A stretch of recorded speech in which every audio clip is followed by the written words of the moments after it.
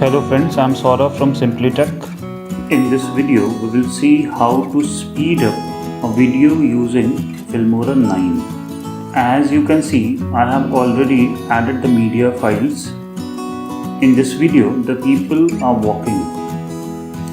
First of all, select the video and right click on it. Then select speed and duration. A window will appear. Normal speed is 1.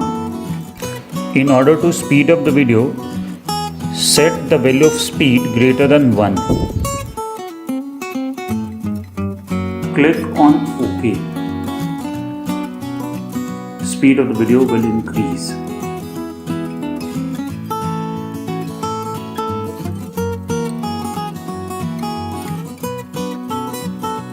At times, we don't require to increase speed of entire video, so we can cut the clip into parts and increase speed of only the required portion.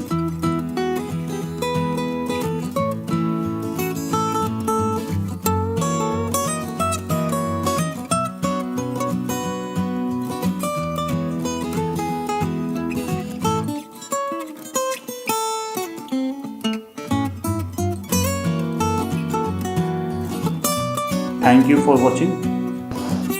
If it was helpful, like the video and subscribe my channel.